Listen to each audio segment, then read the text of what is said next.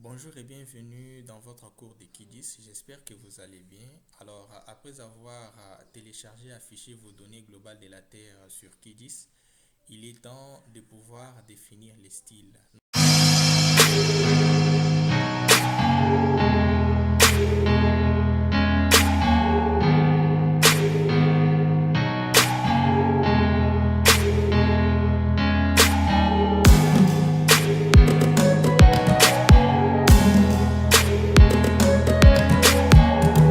Nous allons définir les styles de points, de polygones, des lignes. Donc, à chaque polygone, nous voudrions être en mesure de lui attribuer une nouvelle couleur, de lui attribuer par exemple une bordure différente, etc. Nous pourrons faire pareil avec les points pour lesquels nous pouvons donner un symbole spécifique, une couleur spécifique. De même qu'avec les lignes, nous pouvons leur attribuer des traits interrompus ou des traits continus. Tout cela dans votre logiciel Kidis. Alors, je vous invite donc de mettre la main dans la cambouille. Avant de commencer cette vidéo, abonnez-vous à la chaîne si ce n'est pas déjà fait, tirez sur la petite cloche pour recevoir toujours de nos nouvelles et commandez votre livre intitulé Guide pratique de Kidis, vous trouverez le lien dans la description. Ce que nous pouvons faire, c'est donner du style à chaque couche. Nous commençons par exemple avec les pays. Alors là, il suffit de double-cliquer dessus. Vous avez cette fenêtre qui apparaît nommée propriété de la couche. Alors, vous pouvez d'abord sélectionner remplissage simple.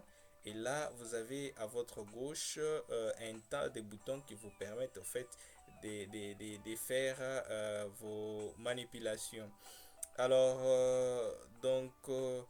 vous avez par exemple là la possibilité de définir, comment dire, la couleur de bordure de vos pays, n'est-ce pas? Vous double-cliquez dessus et vous choisissez la couleur que vous voulez. Admettez que vous puissiez choisir la couleur rouge. Vous sélectionnez la couleur rouge et vous cliquez sur OK. Alors, dès que vous appliquez, n'est-ce pas, vous verrez que vos pays auront évidemment la couleur rouge. Mais si vous voulez mon avis, c'est pas beau. Je préfère plutôt ne pas voir, comment dire, des contours rouges parce que nous avons, souvenez-vous, ajouté, comment dire, boundary line qui est aussi les contours des pays. Alors, pour ce qui nous concerne, nous allons d'abord choisir pas des contours, n'est-ce pas? Et pour ce qui est des contours, nous allons les définir avec au niveau des boundary lines. Et de l'autre côté, vous avez la possibilité de définir la couleur en double-cliquant et en choisissant la couleur que vous voulez. Nous choisissons par exemple celle-là et nous cliquons sur OK. Dès que nous allons cliquer sur Apply, vous verrez que cela s'adapte évidemment à la carte. Alors, vous avez plusieurs manipulations que vous pouvez faire. Par exemple, vous pouvez changer comment dire, l'épaisseur des contours. Si vous choisissez par exemple ici 4, n'est-ce pas, et vous cliquez sur appliquer. Si vous voyez de plus près, vous verrez que évidemment les contours ont changé d'épaisseur. Alors, c'est très intéressant dans certaines études, évidemment. Alors, vous avez plusieurs choses que vous pouvez faire, notamment euh, changer, comment dire, les styles de jointure, qu'ils soient obliques, à angle droit ou rond tout simplement. Alors, dès que vous aurez fini tous ces paramétrages, il vous suffit de cliquer sur le bouton OK. Alors, c'était là ce qui concerne évidemment les pays, mais vous voyez que nous pouvons aussi définir au niveau des boundary lines les types de contours des pays. Je double-clique dessus et je sélectionne cette ligne-là. Alors, j'ai la possibilité de définir ma couleur, donc la couleur que je vais. Soit je peux me servir de ces carrés, ou soit je peux faire les choix à gauche ou plutôt à droite. Alors, je prends par exemple, pour ce qui concerne les contours des lignes et des pays, je prends la couleur bleue et je clique sur OK, je clique sur Apply. vous verrez que cela s'adapte, n'est-ce pas? Donc sur la carte, j'ai bel et bien les contours qui sont en bleu. Mais plus intéressant encore, je peux changer l'épaisseur de ces pays. Donc si je mets ici 5, vous verrez que ça va s'adapter. Voilà, je clique sur Apply. Vous verrez que ça devient de plus en plus épaisse. Mais là, c'est un peu trop. Je change, je mets par exemple 3.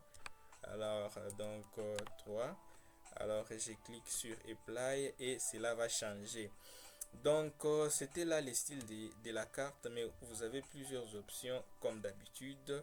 Et dès que vous terminez, vous cliquez sur OK. Alors, vous avez aussi les rivières, n'est-ce pas, qui ont une même couleur cette fois-ci que les bordures des pays.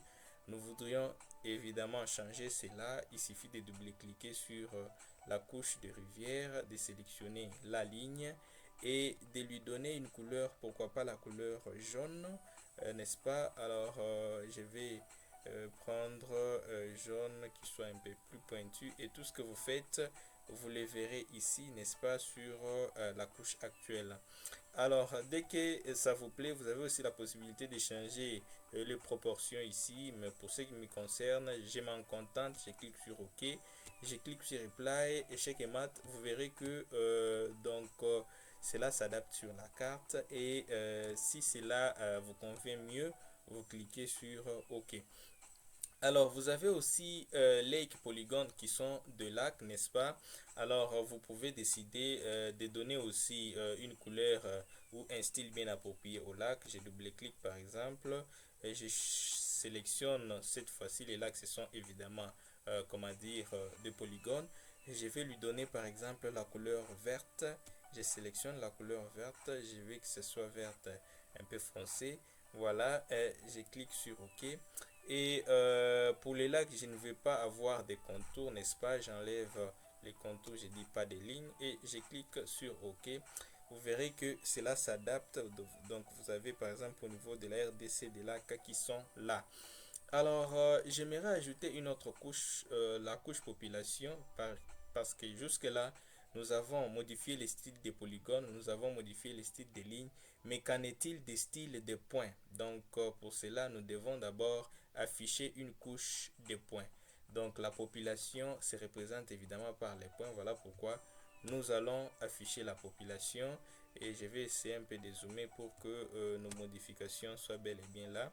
Et donc comme vous les voyez, vous avez les limites de la RDC et la population qui est là. Donc ça vous donne des informations sur les différentes populations. Alors, pour modifier aussi donc le style de ces différents points, vous double-cliquez sur la couche. Donc, vous vous rendrez sur cette fenêtre ici. Vous sélectionnez, voilà, les symboles, n'est-ce pas? Vous avez le choix de définir les styles, qu'il s'agisse des ronds, donc des carrés, des carreaux, donc tout ce que vous voulez. Alors pour ce qui nous concerne, nous voulons par exemple prendre les petites étoiles, nous les sélectionnons, n'est-ce pas? Et dès que je clique sur Apply, vous verrez que ce ne sont plus des boules, ce sont plutôt des étoiles. Alors, même si je prends un triangle, je clique sur Apply, ce ne sont plus des étoiles, ce sont des triangles. Vous pouvez aussi changer la couleur en prenant par exemple, comment dire, la couleur rouge, n'est-ce pas? Vous cliquez sur OK et quand vous cliquez sur Apply, ça devient des triangles rouges. Alors, vous pouvez choisir la couleur de bordure, n'est-ce pas? Ou carrément ne pas donner de bordure. Donc, c'est ce que je préfère. En cliquant sur étoile et appliquer, il n'y a plus de bordure sur nos différents éléments et je clique sur OK. Donc c'est de cette façon-là que vous pouvez styliser vos différentes couches, qu'il s'agisse des polygones, qu'il s'agisse des lignes, qu'il s'agisse évidemment de points. Donc vous avez la possibilité de définir ces différents styles. Alors j'espère que cette leçon vous aurait été utile. Pour ce qui nous concerne, nous vous donnons rendez-vous pour la prochaine leçon où nous allons plutôt apprendre comment filtrer les couches. Il y a différents pays sur cette carte. Alors, comment faire pour n'avoir qu'un seul pays, pour ne s'intéresser que sur un seul pays. Ressortir de toute cette carte uniquement un seul pays, c'est la leçon prochaine. Voilà. Alors, je vous dis ciao, à bientôt.